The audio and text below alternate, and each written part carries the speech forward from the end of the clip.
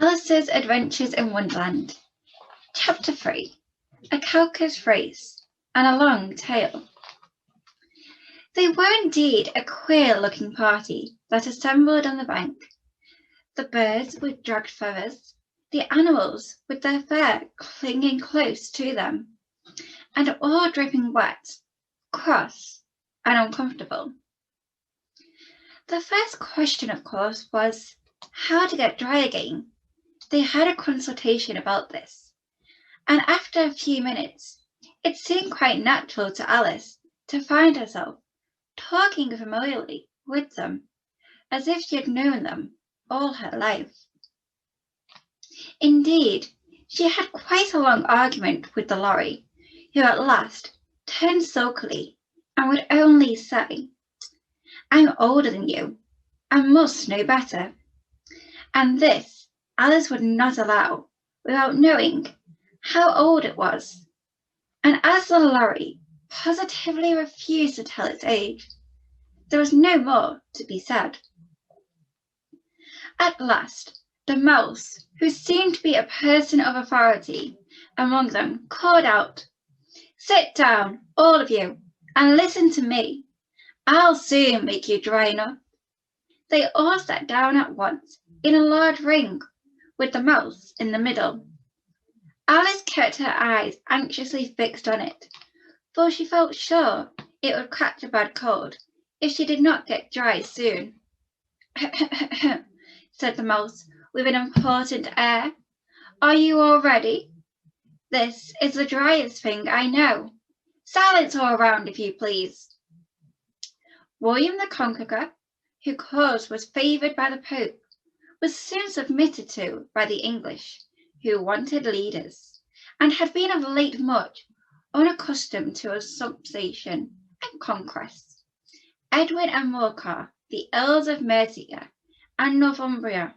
"Oh," said the lorry with a shiver. "I beg your pardon," said the mouse, frowning, but very politely. "Did you speak?" "Not I," said the lorry hastily. "I thought you did," said the mouse. "I proceed. Edwin and Morcar, the Earls of Mercia and Northumbria, declared for him, and even Stuttgart, the patriotic Archbishop of Canterbury, found it advisable." "Found what?" said the duck. "Found it," the mouse replied rather crossly. "Of course you know what it means." "I know what it means well enough when I find a thing," said the duck. "It's generally a frog or a worm. The question is, what did the Archbishop find?" The mouse did not notice this question, but hurriedly went on. "Found it advisable to go with Edgar Atheling to meet William and offer him the crown. William's conduct at first was moderate, but the innocence of his Normans. How are you getting on, my dear?" It continued, turning to Alice as it spoke. "As wet as ever," said Alice in a melancholy tone. "It doesn't seem to dry me at all."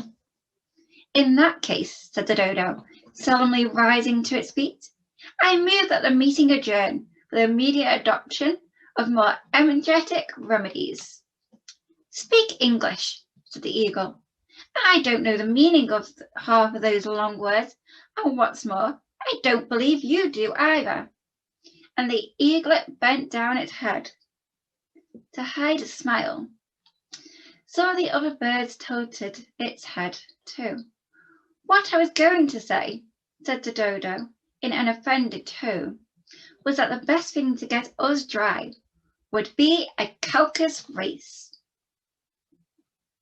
"What is a caucus race?" said Alice, not that she wanted much to know, but the dodo had paused, as if it thought that somebody ought to speak, and no one else seemed inclined to say anything. "Why," said the dodo, "the best way to explain it is to do it, and as you might like to try the thing yourself some winter day, I will tell you how the dodo managed it. First, it marked out a race course in a sort of circle. The exact shape doesn't matter, it said. And then all the party were placed along the course, here and there. There was no 1, 2, 3 and away, but they began running when they liked, and left off when they liked. So it was not easy to know when the race was over.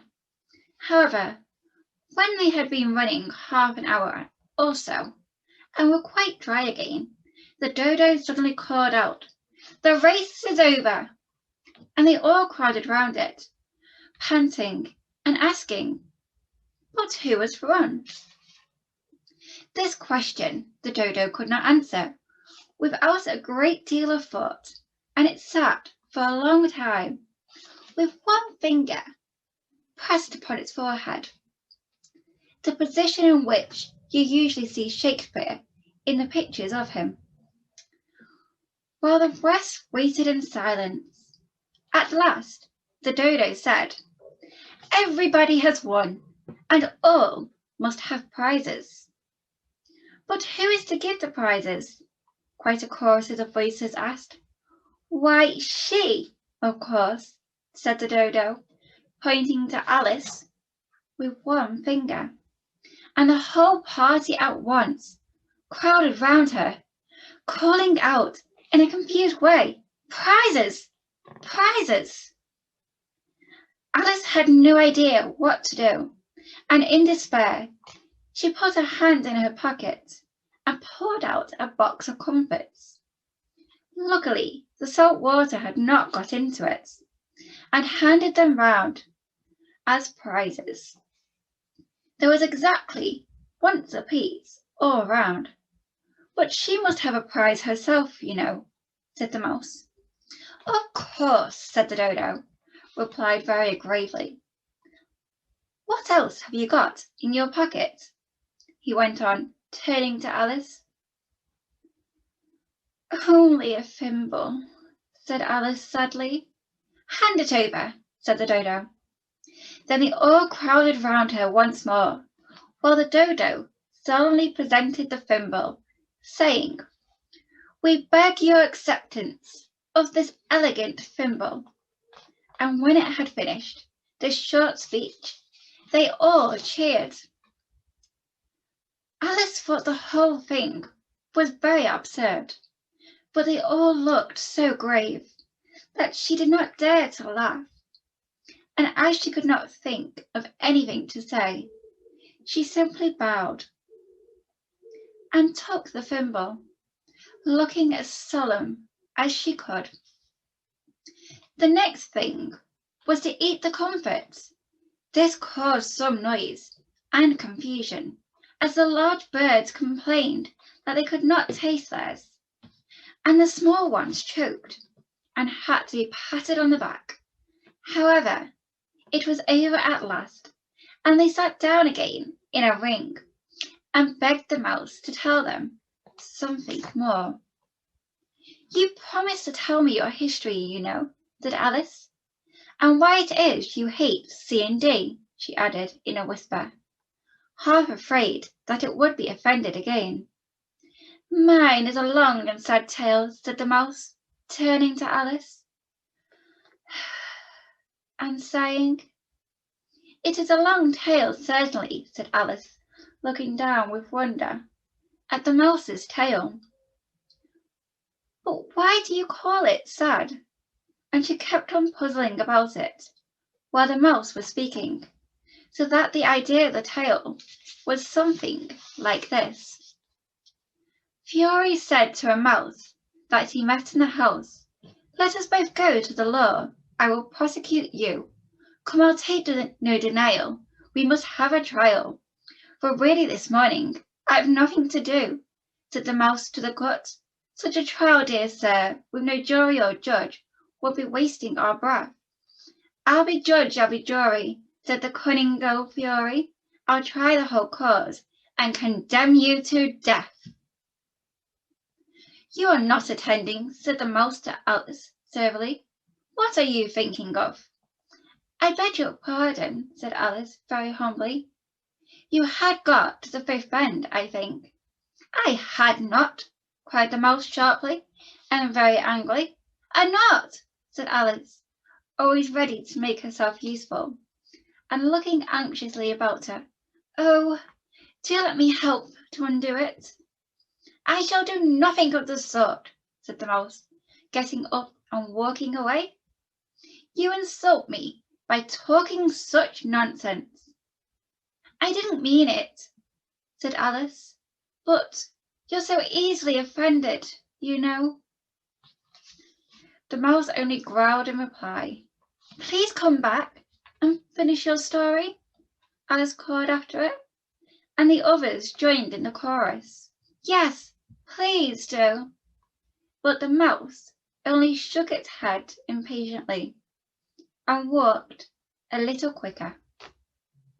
What a pity it wouldn't stay, sighed the lorry as soon as it was quite out of sight, and an old crab took the opportunity of saying to her daughter, Ah, my dear, let this be a lesson to you, to never lose your temper. Hold your tongue, Ma, said the young crab, a little snappishly. You're enough to try the patience of an oyster. I wish I had our Dinah here. I know I do, said Alice aloud, addressing nobody in particular. She'd soon fetch it back. And who is Dinah, if I might venture to ask the question, said the lorry. Alice replied eagerly, for she was always ready to talk about her pet. Dinah's our cat, and she's such a capital one for catching mice, you can't think. And oh, I wish you could see her after the birds. Why, she'll eat a little bird as soon as she looks at it. This speech caused a remarkable sensation amongst the party. Some of the birds hurried off at once. One of the old magpies began flapping its words. I really must be getting home. The night air doesn't suit my throat. And a canary called out in a trembling voice to its children. Come away, my dears. It's high time you were all in bed. On various pretexts, they all moved off, and Alice was soon left alone. I wish I hadn't mentioned Dinah, she said to herself in a sad tone. Nobody seems to like her down here, and I'm sure she's the best cat in the world. Oh, my dear Dinah, I wonder if I shall ever see you any more. And here poor Alice began to cry again, for she felt very lonely and low-spirited.